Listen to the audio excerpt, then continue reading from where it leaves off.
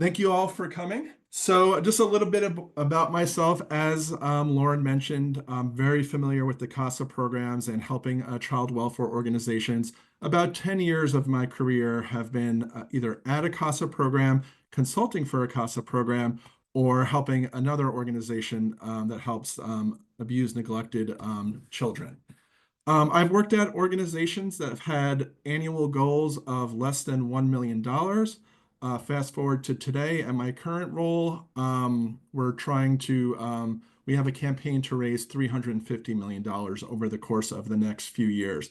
But as Lauren said, I've worked in very small fundraising shops. I'm very understanding that not everyone can do the same thing, doesn't have the same budget, doesn't have the same staff. So I want to make this presentation just applicable to everyone and inspire you. I feel like we all know the importance of network philanthropy, but sometimes we don't know how to be strategic about it and where to start. So let's start out with just simply what is network philanthropy. Let me just move this out of the way here. It's a strategic approach to fundraising that leverages the relationships, social capital, and connections of individuals or organizations to expand outreach, cultivate new donors, and maximize your philanthropic impact. Key aspects include collaborative engagement, relationship building, influence and advocacy, and forming a collective impact.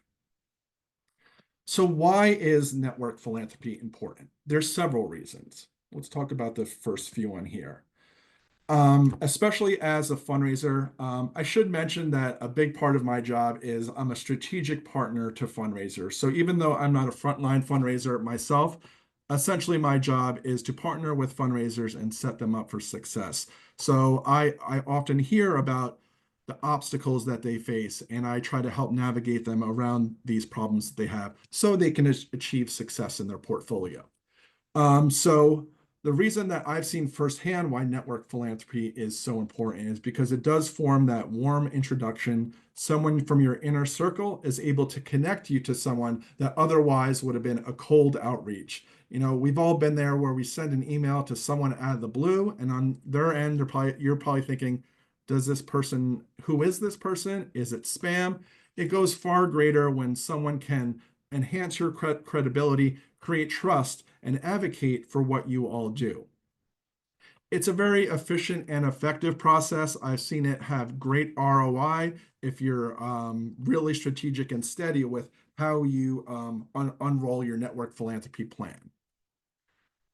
Other aspects is it does help your long-term strategies and goals. Each organization is different, but if your goal is to say, increase your database with 25% more actionable new prospects that could be new donors, this can certainly help with those goals. It creates a snowball effect. I'll give an example at another organization I worked at. When I first started, in terms of the network connections that there were, I only really knew that this person is married to this person. Besides that, there was nothing for me really to understand what the web looked like. Fast forward to a few years later, I'm not exaggerating when I say it was over how 15,000 people in our database are connected to other people, and how that lent to the strategy to qualify, cultivate, and successfully solicit these people, and also curate very targeted lists that were effective, was a great way to help network philanthropy. So you start out with feeling like, all right, where do I even begin? But you'll notice that once you gain more momentum, all of a sudden things that you thought were not possible do become possible within your organization. And with that, you'll notice that you are reaching a far greater group of people, amplifying your message to people that otherwise would have not been familiar with your great work. So what are common problems network philanthropy can help with? So I thought about just those conversations that I've had with fundraisers, and here are common, or leadership, and here are common questions that I've heard from them, or things that they've needed help with, wanted to answer. How do we maintain sustainability and avoid tapping the same major gift donors repeatedly? I've heard with several organizations of like, we're fortunate to have these five prospects who account for a large amount of the donations that come in, but we can't always be counting on these five people to come in year after year. Things change. Maybe they're done with their support. Maybe they decide to support another organization. Maybe they pass away. There's several different reasons why you have to think in the future and be strategic about when that time comes where you're no longer getting that gift from that person. Who can we look to make those new gifts? Let me just close this out. Oops, sorry. I think I just stopped sharing. One sec.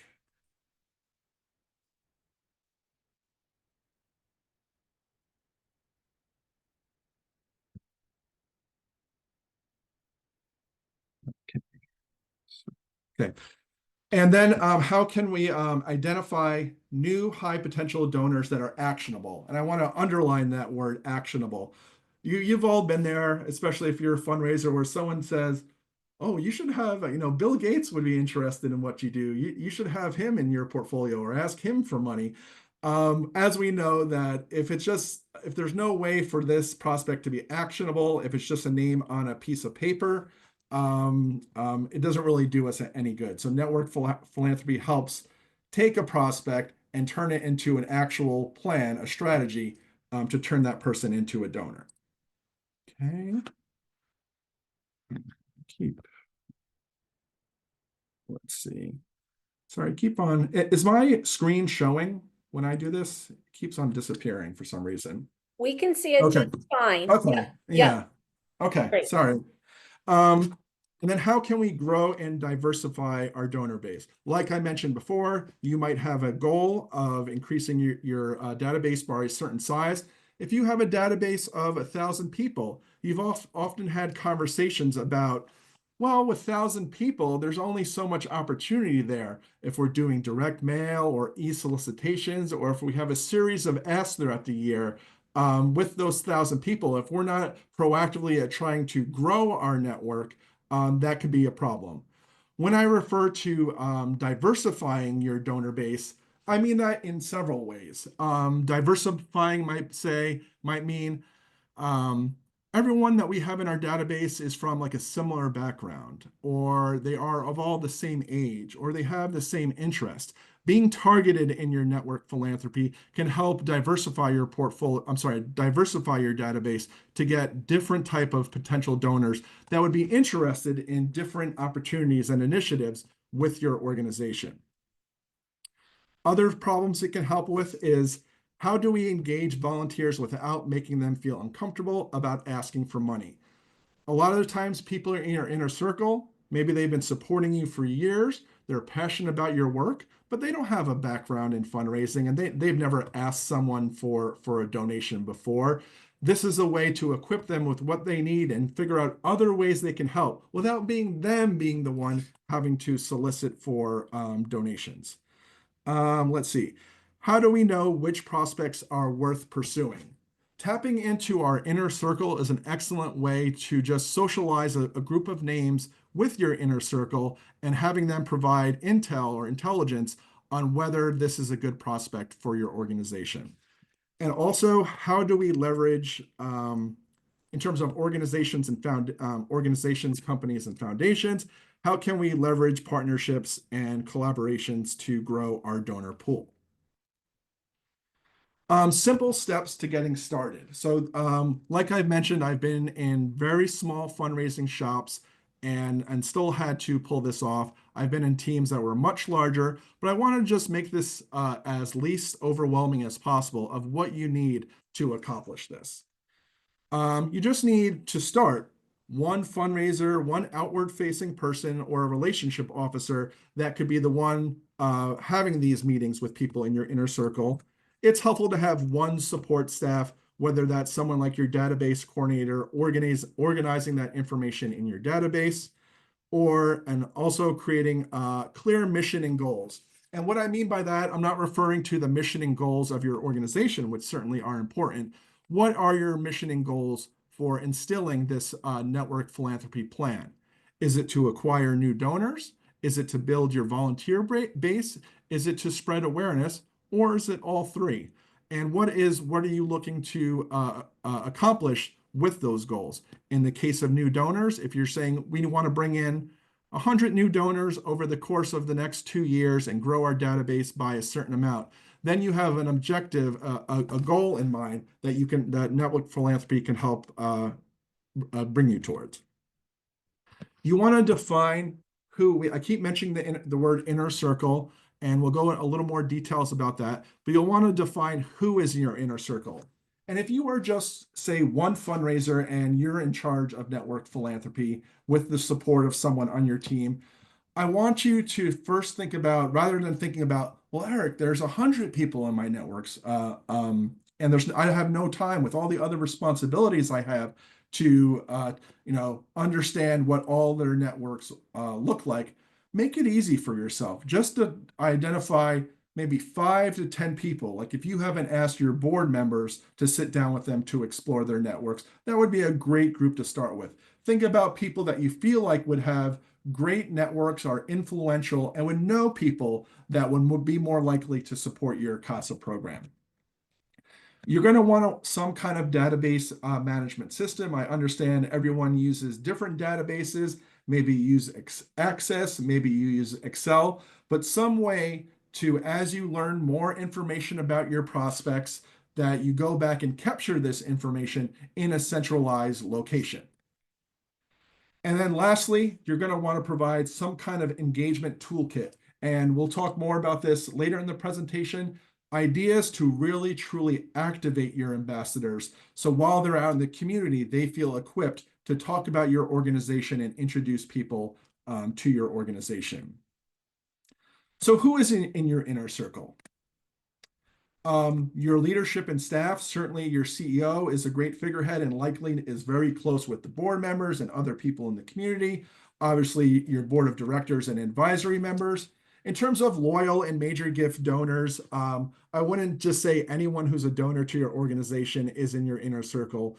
Someone who has made their second gift in the last 2 years is not quite someone that you'd want to tap into to ask them to help out with network philanthropy, unless they volunteered to do so.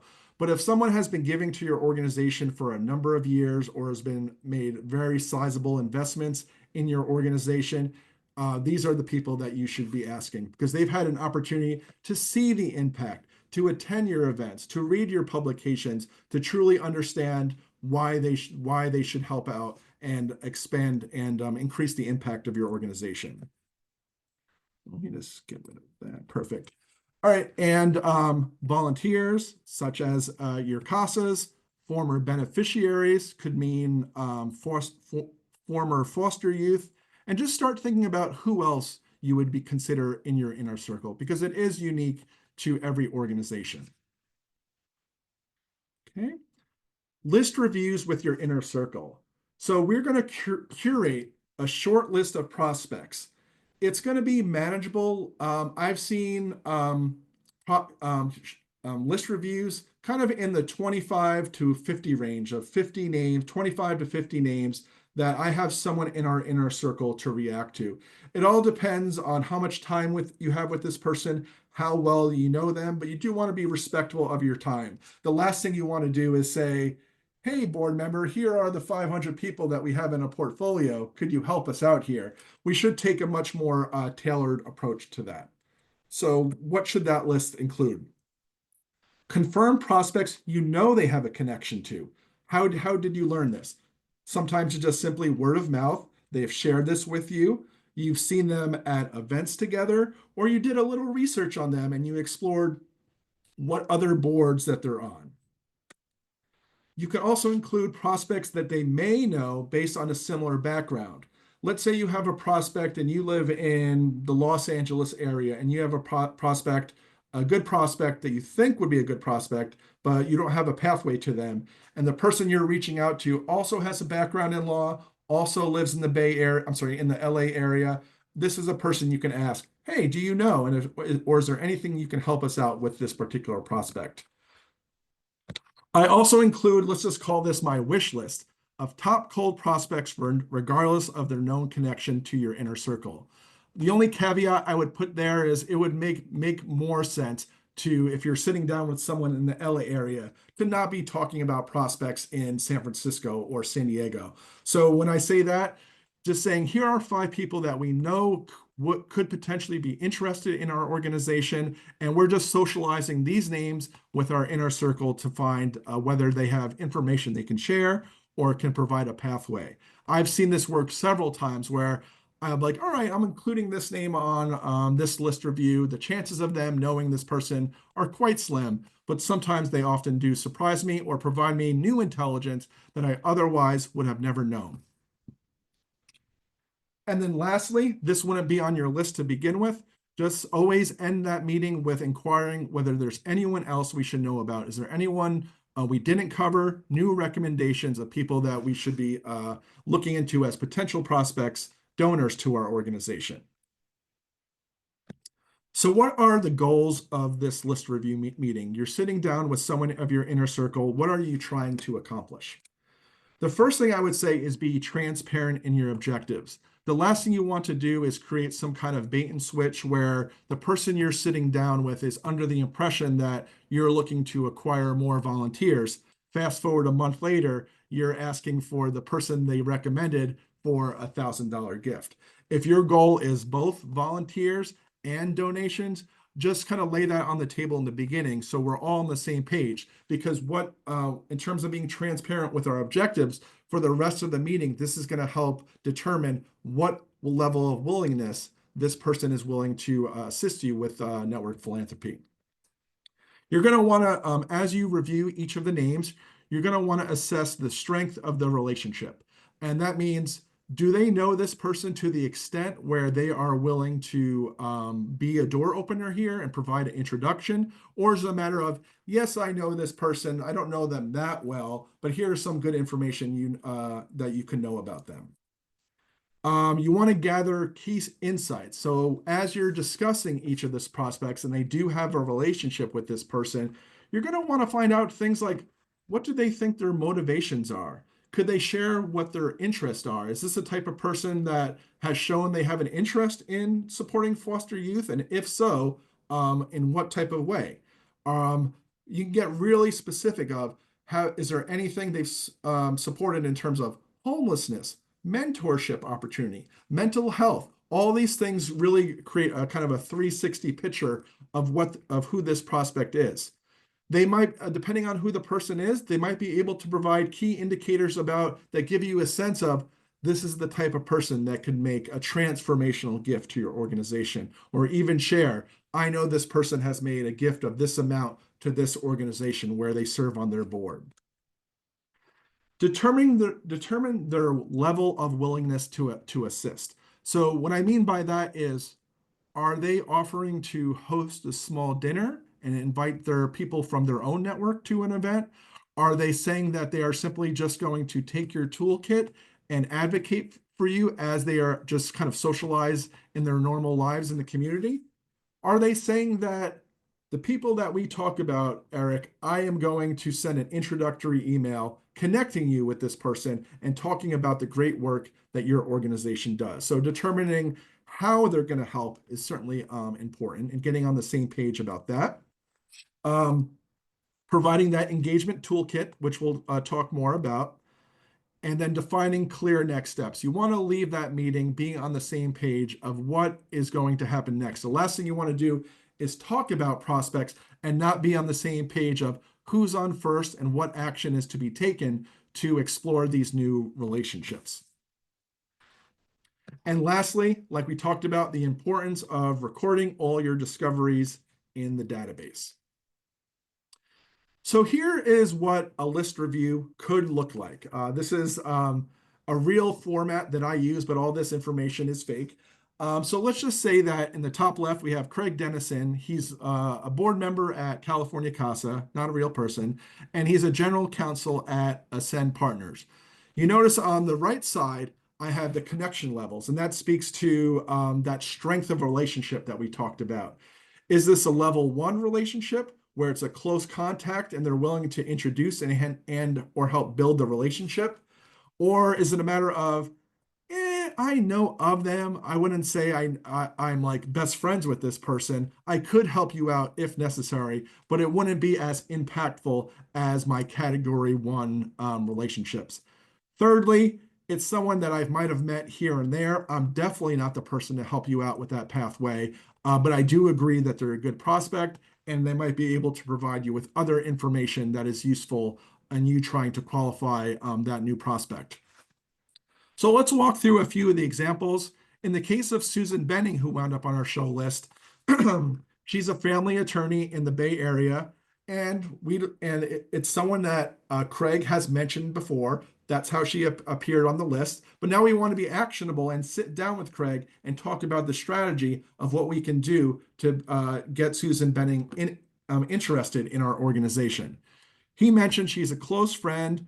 She's a former foster youth who's passionate about mental health support. He mentions that she serves on a board that helps children with mental health support for children. And you notice I put here, this is a little reminder for myself, because in this meeting, I asked Craig Dennison, do you know what level of support she is donating to Brainchild?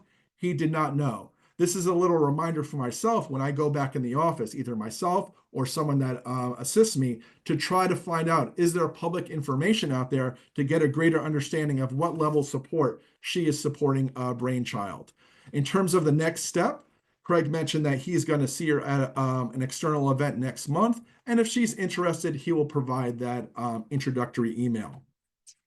In terms of a level two connection, there's Ashley Swanson. She wound up on our show list because they just simply lived in the same neighborhood. They're of the same age. There's a likelihood that they could possibly know each other. In this case, the children went to the same prep school and they've interacted on a few occasions, but he does not know her really, really well. His wife actually knows her better, but he did share good information that we did not know. He does know that she endowed a scholarship at that prep school. So now that we know, in case we didn't already, that Ashley has an interest in supporting educational efforts. In the terms of Daryl Farmingham, Craig also serves on the Youth Success Board. And we did a little research on Daryl and realized he has huge capacity and is making big gifts elsewhere. In the case of Daryl, yes, he does serve on the same board as Craig, but he doesn't feel comfortable being the one to provide that introduction. They've barely interacted. He's new to the board, but he did say he is interested in supporting mentorship opportunities for high school students from underrepresented groups. So you see, I'm not going to go through each one of these, but you see several other examples where he did not know Bruce Bolte, but someone who does. And in the case of Teresa Miller, that's someone he mentioned at the end that wasn't on our list and provided great information in terms of introducing us to Teresa Miller.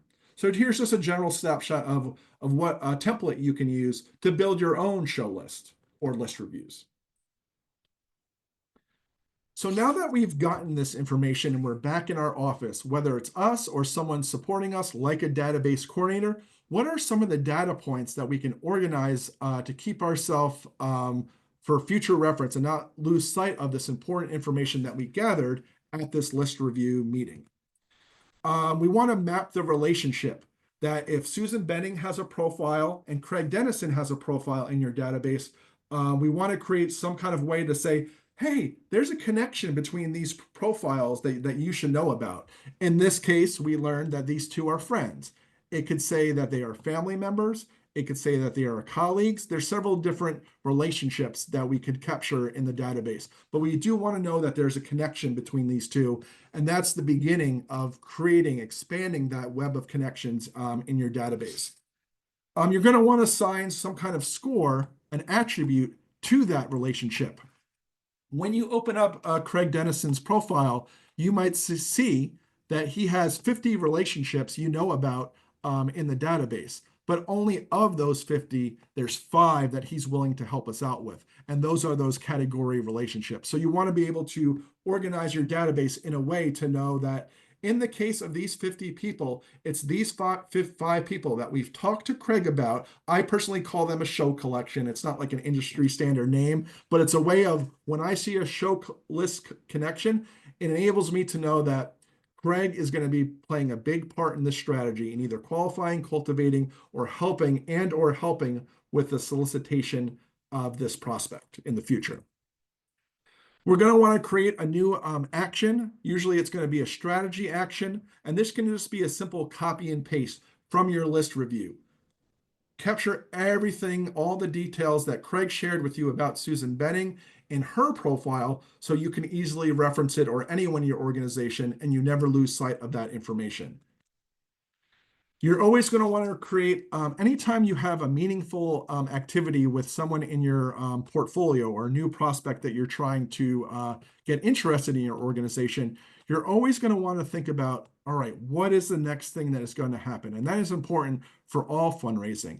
So in this case, I'm saying a next step action, Eric to follow up with Craig on November 30th regarding Susan's interest in California CASA.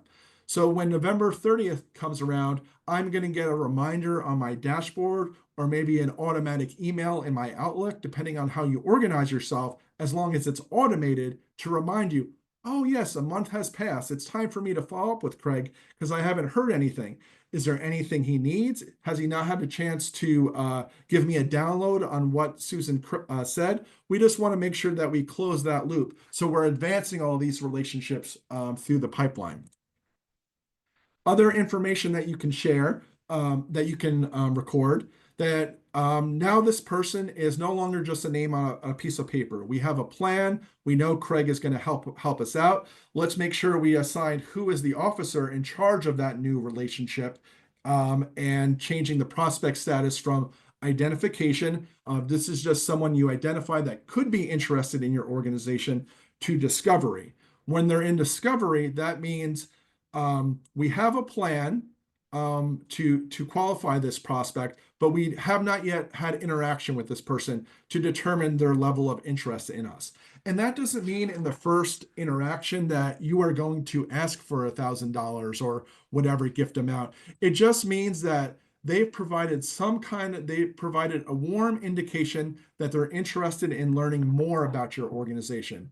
Yes, you can invite me to your list. Yes, I'm interested in attending a future event.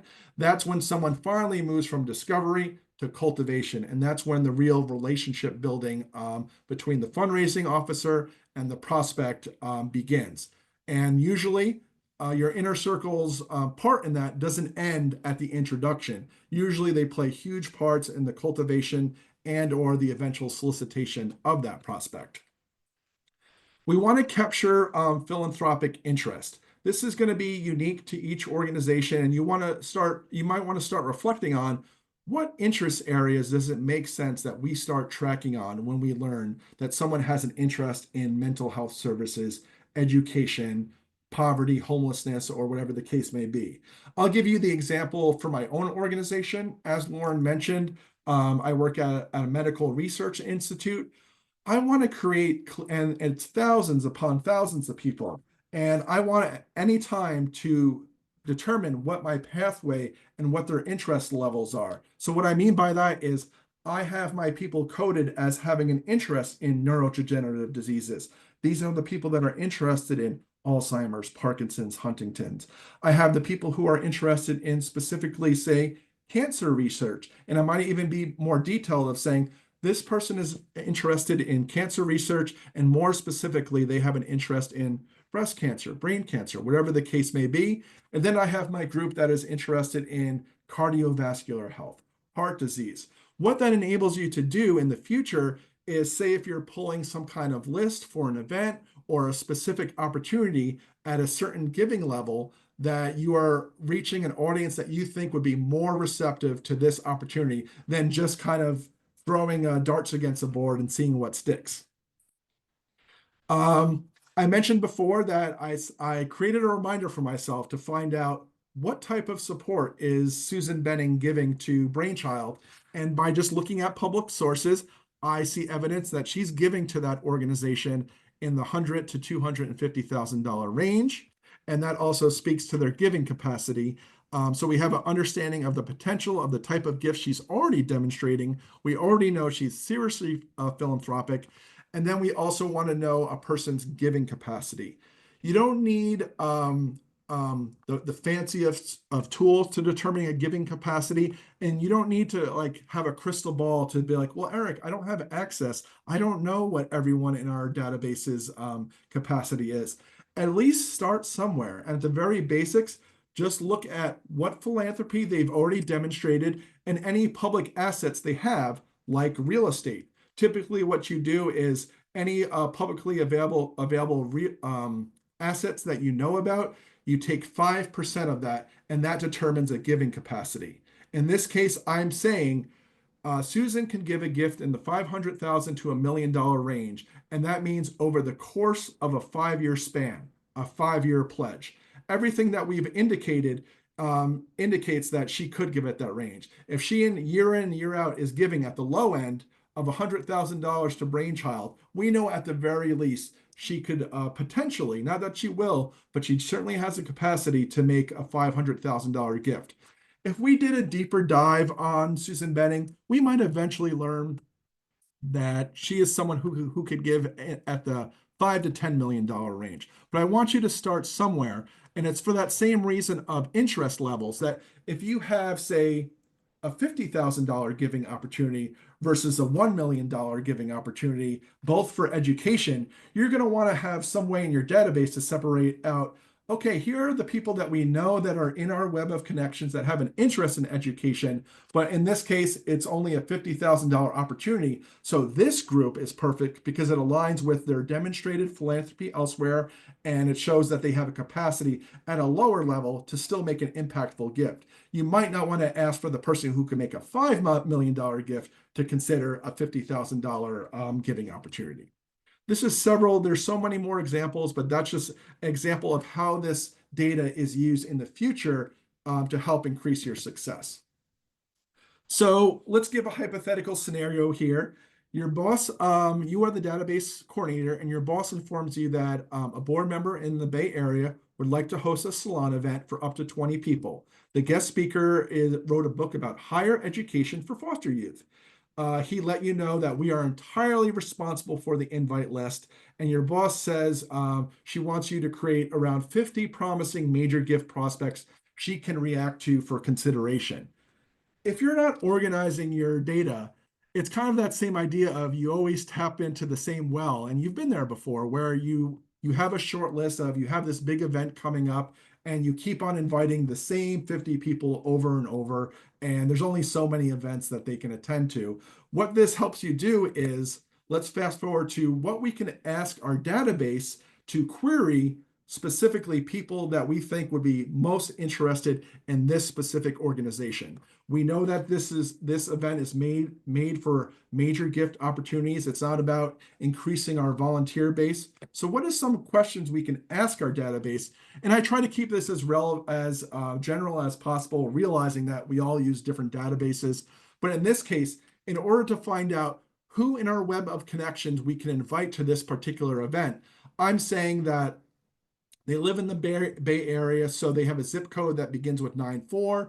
You can easily say they live in the cities of San Francisco, Atherton, Palo Alto, whatever the case may be, as long as you just have kind of a regional aspect to your query, especially since it's an in-person event. And you're going to want to say, I want to invite people in the Bay Area that have a Category 1 relationship, that we are working on building those relationships, and there's people in our networks that can help get that person to that event, whether they attend with them or strongly encourage them to attend. Next, we want to say if our major gift threshold is someone who could give 100,000, I realize it's different for every organization.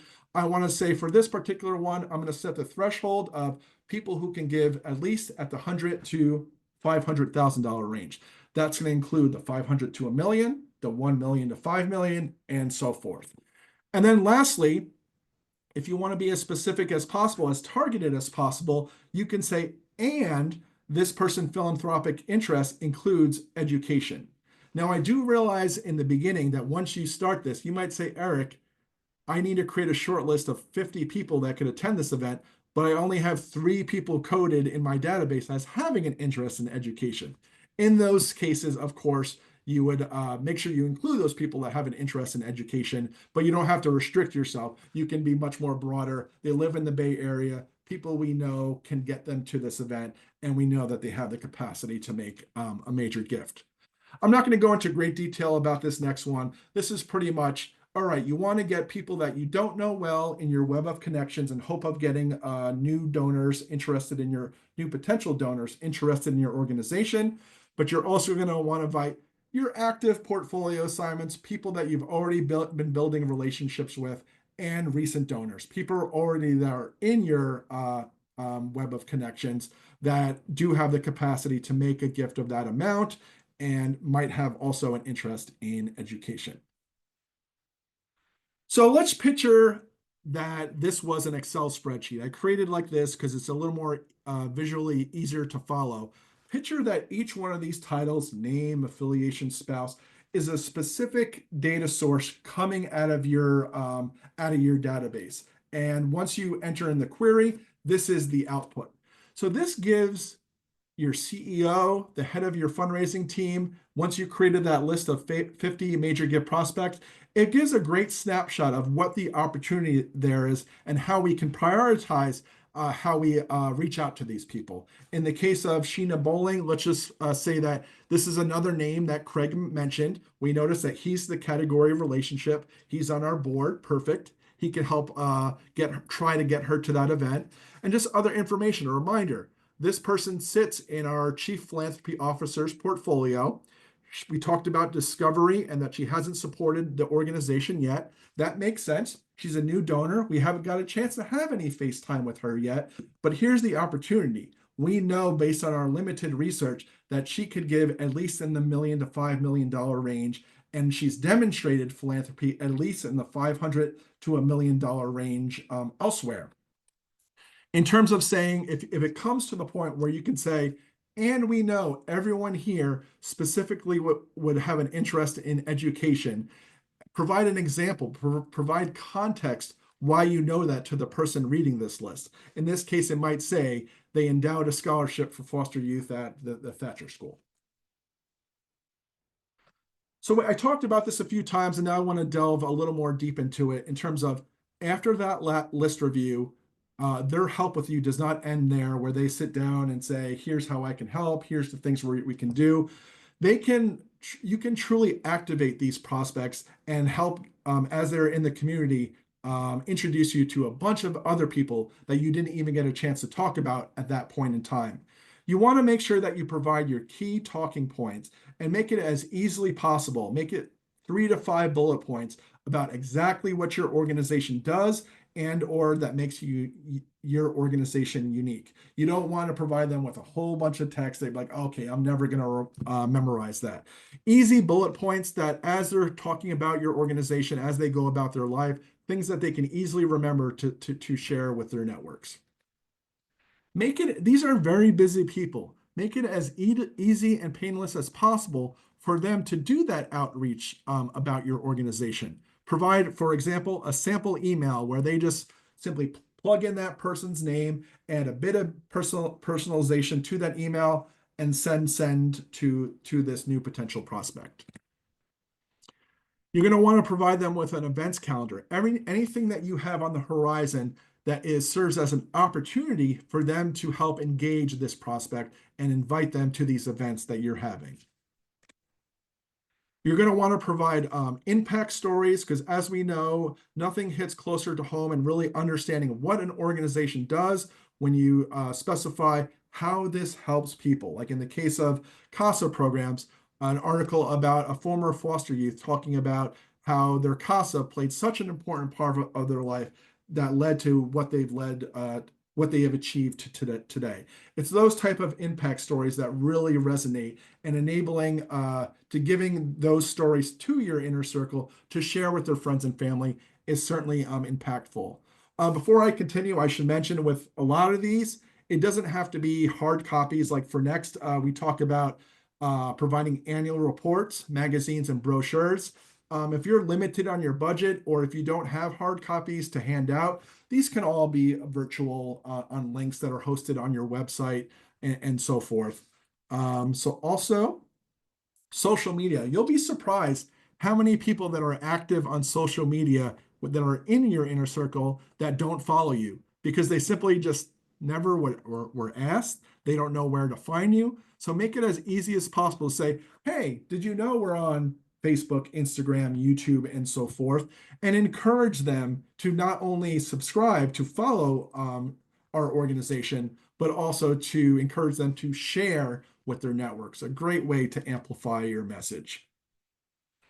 You might want to provide a feedback form. That same idea of making this as easy as possible, that as they're out and about in the community, they meet new people. They might say, well, what do I do? They might be hesitant, be like, I don't know what I should do when I have a new potential prospect to introduce you to.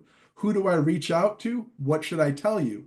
Provide a very simple form that says, every time you can email me and just give me these 5 bullet points of saying, this is someone that we should know. This is my relationship to them, and this is how I potentially could help you out with that relationship. An easy process for them to be constantly providing feedback to your organization, providing new leads. In terms of insider access, this is a great opportunity to be constantly educating your inner circle about what is new with your organization and keeping them fresh in your minds. I'll give the example of something that happens at my current organization. Every once in a while, they'll have an insiders meeting hosted by the CEO.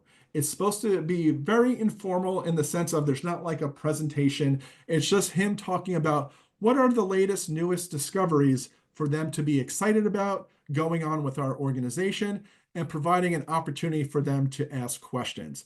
If you provide them insider access to content that your organization provides, this is going to let them know that they are a true ambassador of your organization and feel equipped to really go out in the community and talk about the great work that your organization does. I give other examples. It doesn't have to be a live meeting. It could be a pre-recorded video, invited to special events, or maybe just simply an email update of, and maybe it's not even your CEO. Maybe it's just you as the fundraiser of saying, here are the people that are my inner circle. Every 3 months, I want to provide them with new information that has come out to share with them. Maybe a new annual report, new stories, new information. So who else can we engage? We talked about our inner circle, but let's talk about other people in that web of connections that can help us out, that we can engage with, activate, or and/or invite to events. I'm about to give 8 examples, and I reflected on these 8 examples I'm giving, and I can think for each one, there's at least one opportunity, one time that it resulted in $100,000 plus donation. Many times it resulted in $1 million plus donations. So these are people that the less obvious ones that you should be thinking about, that okay, maybe some of these people are not necessarily a philanthropic prospect, but they're definitely someone worth engaging because they can help open the door for new opportunities that wouldn't have been visible to me. Professional advisors, whether they're wealth, tax, and estate planners, they're very involved with high net worth clients who are sometimes for tax reasons looking where to allocate their donations. And if you have someone who believes strongly in your organization, they can help advocate to these people, or at least say, why don't you consider California CASA? I'm happy to provide an introduction email so you can learn yourself more about this organization. Family office managers, they're often the gatekeepers to high net worth philanthropists. What I mean by that is sometimes you'll have a prospect that is worth, let's just say the extreme here, someone that is worth $5 billion. You know that your plan for them is not to send a cold email and hope that they respond. That's not going to work. But sometimes if you don't have a direct pathway to them, find out who that gatekeeper is. And sometimes it is the person who manages their family office, which can be found sometimes through a simple Google research. And if you know that this person might have an interest, this philanthropist might have an interest in what you do, reach out to this family office or manager, explain why you think the person that they represent would be interested in what you do. That's the person who can help relay your message to the philanthropist to gauge their interest in whether they want to go to an event, learn more, and so forth. So I've actually seen this be very effective. I actually know fundraisers who specialize in not just the fundraising itself, the soliciting of donations, but they have a whole other part of their um, portfolio that are strategic, and it's creating those relationships with these family officer managers. Um, in terms of foundation program managers, officers, they are very significant in their influence over grant applications.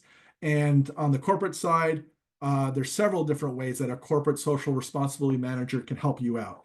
They are influential in the corporate giving, sponsorships, employee giving, and even have access to a great volunteer base, especially these large organizations, a great way to reach an audience that you otherwise never would have had access to.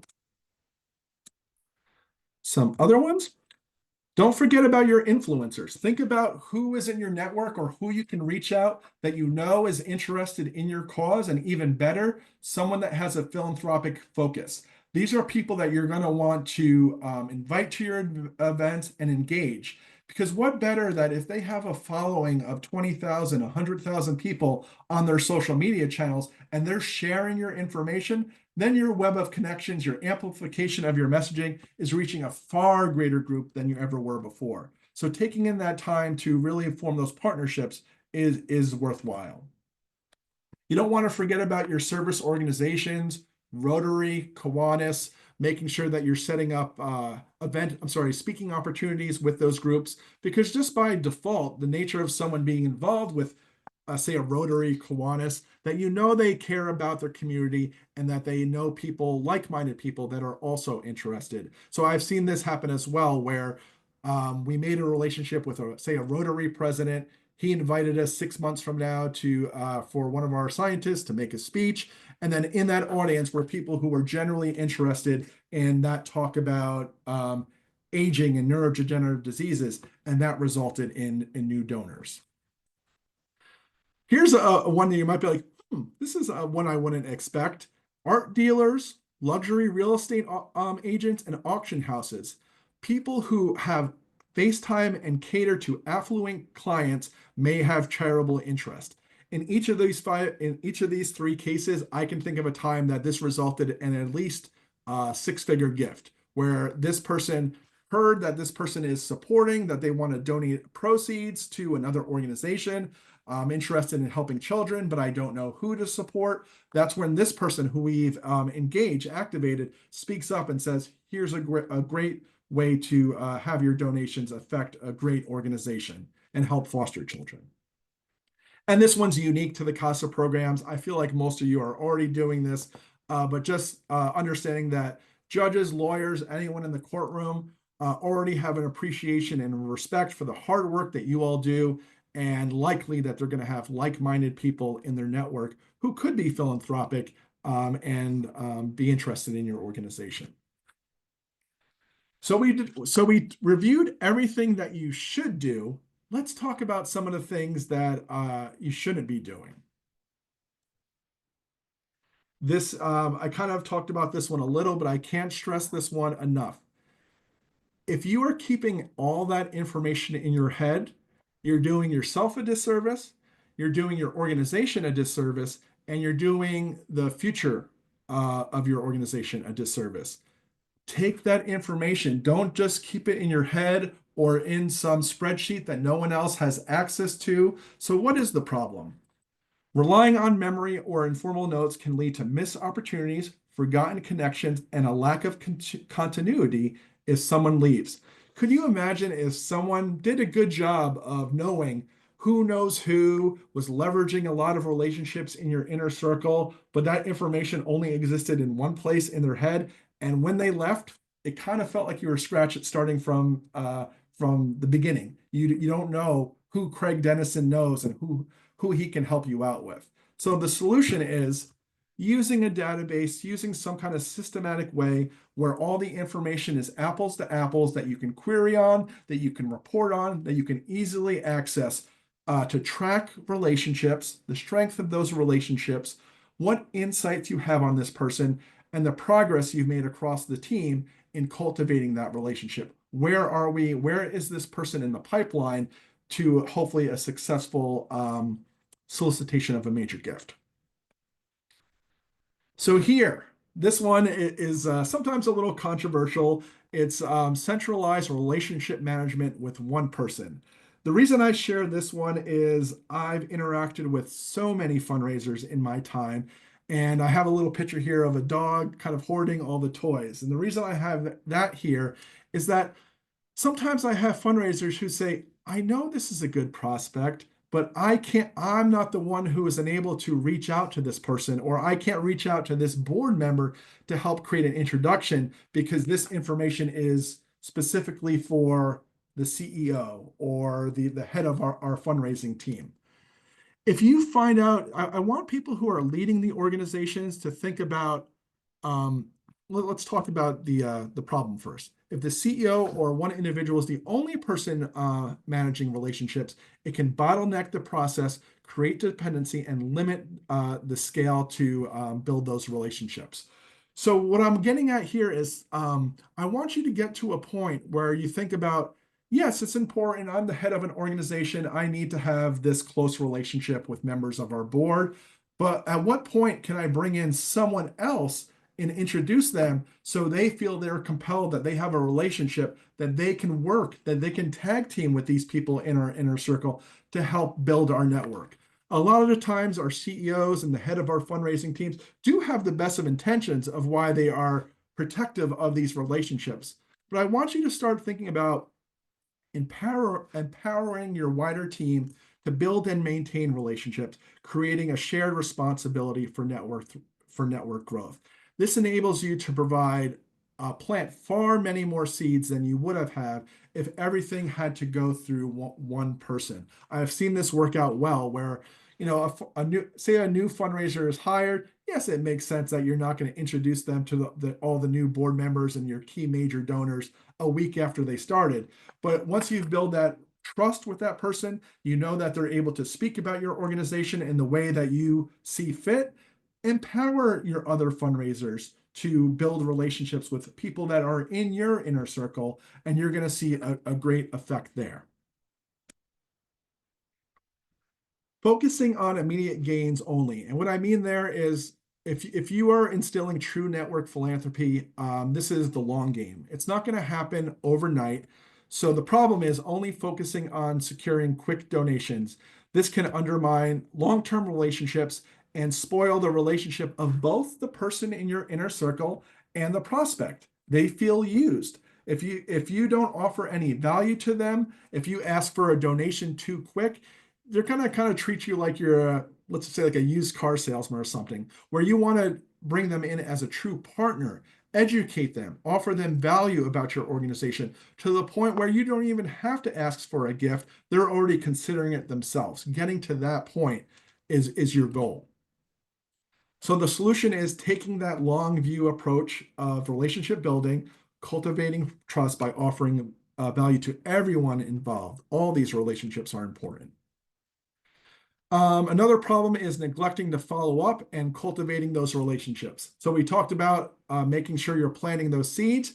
You got to make sure you're watering those plants over time.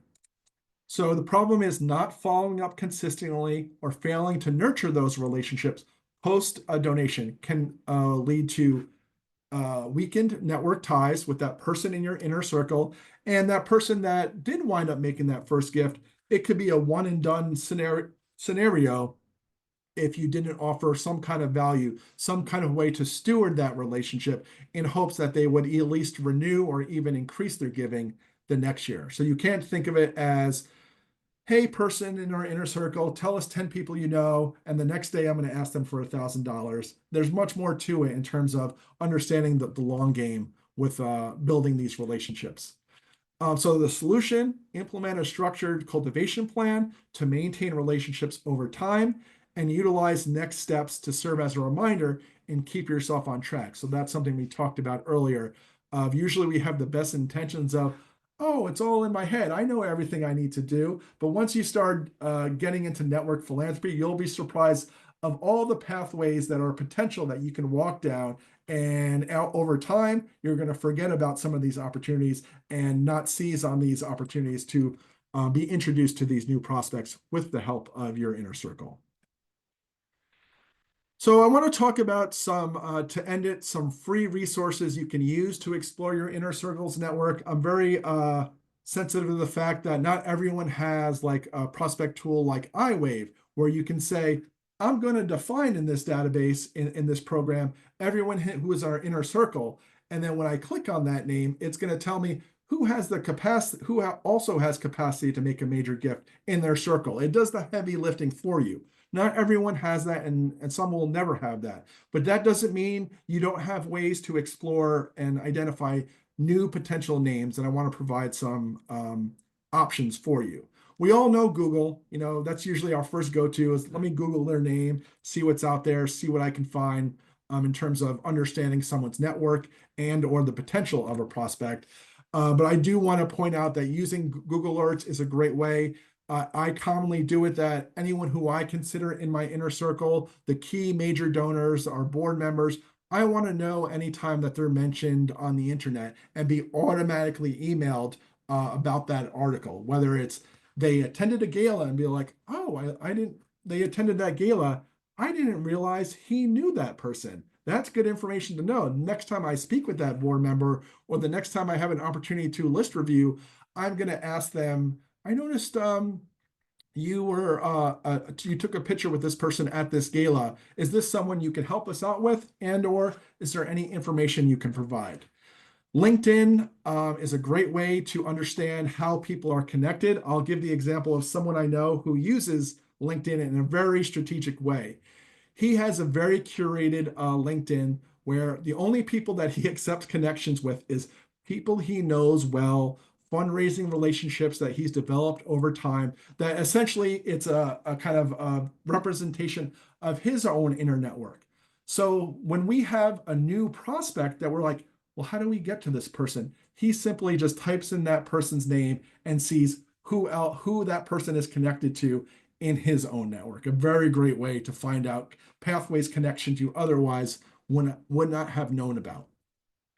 So sometimes, like you might say to your CEO is active on LinkedIn, and she has a bunch of connections, and saying, here are 5 people that we've identified through our research that we want to get in front of. I don't know. I'm struggling to find out who in our inner circle might know them. Say to your CEO, when you have time, can you type in these 5 names and see who on your end knows this person? And sure enough, it might be, oh, this board member is on the same board with them, or they're just connected because they know each other socially. In terms of foundations, if you find out that someone in your inner circle supports another organization and or serves on some kind of board with them, take a look at that board and find out who else serves on that board. I want to speak to that real quickly of, well, Eric, there's 20 people on the board. We're very limited here. I don't have time to research every single person that is on this board. In that case, be realistic of what you can accomplish. You set yourself the goal of, I'm just going to research who the CEO, I'm sorry, who the board chair is of that organization. And if it's a company, who is the CEO of that company and the board chair of that place. Definitely look at news sources. I can't tell you. I I read virtual newspapers, virtual news sources all the time, and I just obviously can't read everything, but I scan through the front page, the business section, see what galas have happened, and just uncover new information that I never would have known about. It just always is like, that's information I didn't know that person has an interest in that area, or these 2 people know each other, or based on what this article says, this person has far more capacity than I originally assumed. All these type of things, as a researcher, whoever's in charge of that type of information, just reading the news can help capture great data points to help lend to your strategy. Annual reports, of course, we talked about them, public information, review the board and donor listings of other nonprofits your inner circle supports. Events and galas, whether you're attending the event itself or you're watching, articles and looking at pictures afterwards, observe who your inner circle is interacting with at these galas. Or maybe the person who is being honored is a philanthropist, and you know that the person in your inner circle attended. It's worth asking. I noticed you attended this event honoring this philanthropist. Did you attend because this is someone that you know? Is a great way to learn more about their connections. Of course, I mentioned corporate websites, leadership teams, board members, senior execs, advanced investors, business partners of your inner circle's employers. And lastly, besides LinkedIn, any other social networks, explore their profiles, paying attention to tagged individuals, posts that they share from other people, and event related interactions, which could reveal other new prospects and other new discoveries. So I'm going to leave it at that. Thank you for your time, and I'm happy to answer any questions.